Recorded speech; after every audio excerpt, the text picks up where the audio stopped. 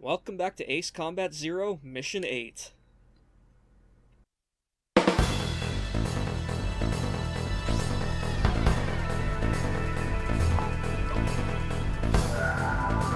Belka's second line of defense stretches across the Schayne Plains in the central region of southern Belka. Centered on two anti-aircraft camps, this line blocks our refueling unit's air route and is already delaying our military plans. This operation will consist of attacks on enemy ground troops and engagements with enemy fighters. There will be 3 squadrons in total. You can decide which one to accompany. Alpha Team will be responsible for destroying enemy ground ordnance. Beta Team's job will be to eliminate air resistance and destroying enemy ground ordnance. Beta Team will eliminate air resistance. Escort Allied transport craft after each mission is completed. That is all.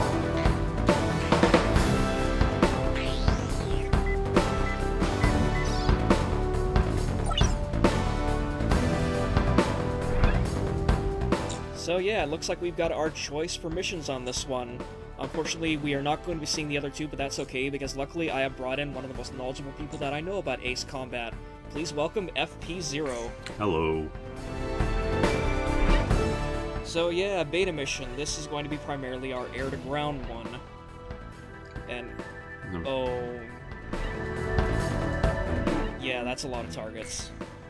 Now that said, from what I remember, this is the best way to go through the game.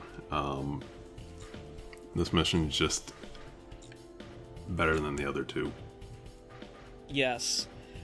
And of course, we have, just gonna go through and look at all the planes that we have unlocked from the last couple of missions. There's the good old Su-37 Terminator, still well out of our price range, you goddamn demanding Russian piece of shit.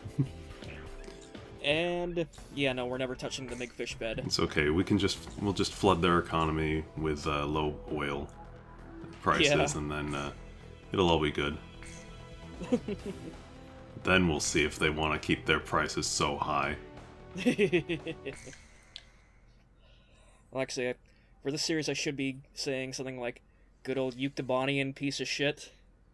Because Yuktobania is Fantasy Russia in Strange Real. Yeah. There's a lot of parallels. Hey, Cypher, you hear me? Just look at the view. That's a good-looking plane. Yep. Difference between those countries from up here.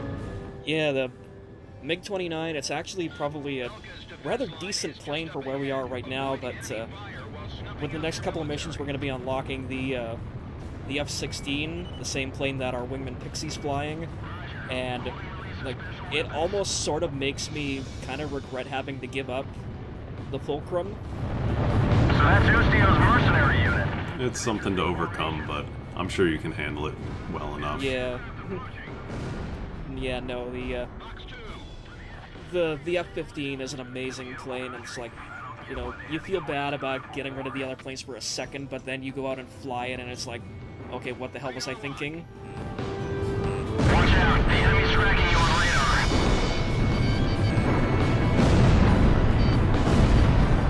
Enemy ship. Wait a second, Crow. Where are the Imperial Walkers? I thought that they were supposed to be in this map. No, that's DLC. Locked on. Yeah, the Rogue Star Squadron Wars- didn't have DLC. Wait a second. Wait a minute, FP, what game do you think we're commenting on again? I thought this was for Star Wars Rogue Squadron. Oh, for Christ's sake. God. Ugh. Okay, but wait. Okay, what am I looking at? This is Ace Combat Zero. Oh. Gun range. I have no idea what this is. Oh, great. You mean I brought in someone who has no idea what the hell an Ace Combat game even is? Well, yes and no. I think I've seen a map of some. I mean, it looked like Earth, sort of, but not. You have seen the Strange Rail map? I think so. Okay, good. You're an expert on Ace Combat then. Okay.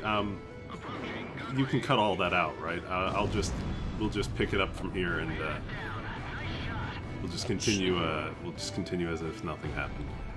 Yes, that's. So exactly that's some good shooting that you're doing. Thank you. Even though I probably missed every single shot I've taken so far. Oh, Well, there no, we go. you see, you're luring them into a false sense of security, and then when the moment is just right, you will get them. Classic fake-out maneuvers. The plane's in good shape. Yes, that is the reason why they call Cypher the Demon Lord. He gives people ample amounts of time to get out of his way. Not to mention, ciphers are pretty confusing, so he just goes and confuses all of his opponents. They won't know what the hell he's doing. That is very true, yes. And, oh, this bloody Harrier. Missile evaded. Locked on. Oh, that felt so good. I guess his VTOL capabilities didn't help him very much. Nope. That's the thing, I mentioned this earlier in the thread, but, like, I guess apparently the Harrier can't VTOL, like, when it's fully armed with all its weapons, it can't actually take off and land vertically. Like, it more or less has to be completely dry, otherwise it will not be able to generate enough lift to get off the ground. Well, that makes sense. You weigh it down too much, it won't be able to overcome some forces and be able to get up into the air. And, I mean, I imagine the thrusters that go vertical are not as powerful as the huge jet engines on the back. yeah, but hilariously enough, the F-35B, the plane they wanted to replace the Harrier with, has the inverse problem. Like, I also mentioned this in the thread, but like, the F-35 has a billion problems. yeah, but the most hilarious one is, like, its vertical thruster runs so hot it melts any surface it attempts to land on. Like, literally melts concrete. That's ridiculous. I mean, the F-35 program is a shambles, and the only reason it's being kept alive, from what I hear, is that basically, I think Northrop Grumman has the contracts or something, and they basically split the contract among, like, all 50 states. So getting rid of the contract kills jobs in all 50 states. Yeah, and also the United States Defense Department is apparently, like, bullying, like, other countries like Canada and Britain into buying it. Basically, I think the plan is that we've realized they're shit, but they're the only planes that we're producing, like, for a while. So we're just gonna not use them ourselves and instead sell other countries shitty planes. Yeah, even though, like, planes like the Eurofighter Typhoon or the Rafale are a lot better value. Mm-hmm. Yeah, like, Serv and I were talking about that, like, in the commentary that's going to be coming up, like, in a couple missions time. Yeah. But yeah, like, we were both sort of shit-talking the 35, and, like, I cannot wait to see what Justin Trudeau is going to do regarding the CF-35, if he's going to go through with it or not. I haven't heard Because, like... I haven't heard of that one. Or is it similar to what we're trying with our F-35s, or are they being smarter about it? That's the thing, I don't really know. Like, the CF-35 is going to be the Canadian variant. Like, we've got, like, F-18 variants right now called the CF-18. Because, like, of course it's Canada, so we got to put a C in front of everything. It'd be too confusing otherwise. We wouldn't know. Yeah. I mean, I know we're not talking about the mission very much, but it's pretty straightforward. It speaks for itself, really. You know. Yeah. You fly around and you shoot missiles at the bad guys. I mean, there you go. But anyway, back to planes in real life. But I was gonna say, like, there's something a little funny that happens in the mission. Like, you can sort of overhear over the radio chatter, like, the people at the base that we're blowing the shit out of right now. Like, they're talking about how the base commander is, like, this really hot woman, and she's also got, like, a really hot daughter, and it's going like, come on, guys, you're in a goddamn war zone right now. I mean, maybe it's their way of de-stressing. Probably. Gotta keep up a positive attitude, I guess. Whoa! Oh god, oh god. Wow. Oh god. Daredevil over here. Yeah. That's some Dash Rendar moves right there. Yeah, really.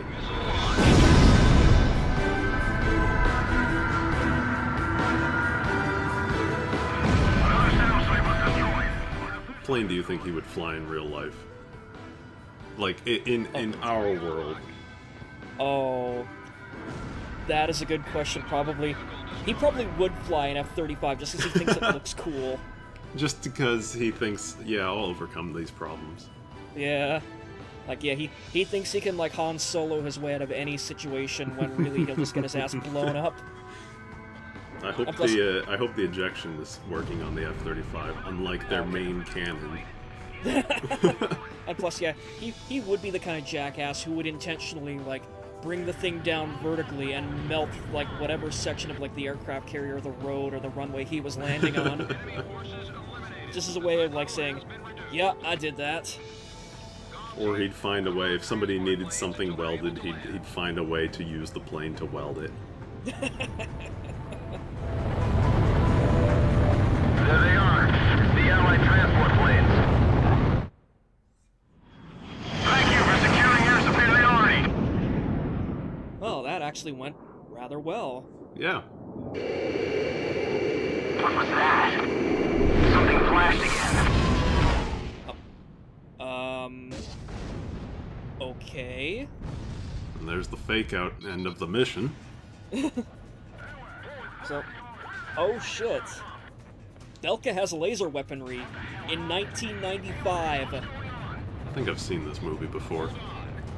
Yeah, welcome to acecombat.txt. Enemy launching. Airspace is within range. So, of course, this mission does a dick move to you where it spawns an enemy ace in the middle of a section where you've got to run like hell in order to avoid getting microwaved to death. Yikes. Airspace. Not only that, I think it spawns 2 aces because it looks like there's a second blip on the radar too, but yeah, basically, you've got to outrun that. And it fires one off basically behind you as like sort of like a warning shot or a warm-up round, and now from here on out, they're all going to show up in front of you. I'm out of here. Evasive maneuvers, basically. Yeah. And yeah, there it is. There's the second ace. But that's the reason why I kept the SAAMs handy, so I can just pop these guys off just 1, 2 like that. And oh god. Just gotta stay away from space lasers from space. Yeah. Yeah, like your first instinct is to sort of do what I'm doing here and try to run as fast as you can with the oh my god, yeah.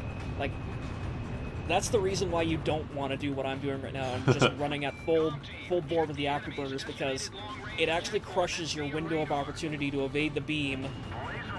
Like incredibly, like you will fly right into it and not have enough room to maneuver around it. So you want to throw on the afterburners while you're avoiding the beam, and then just sort of go at cruising speed in between the shots. Otherwise, you will run right like head first into it and die.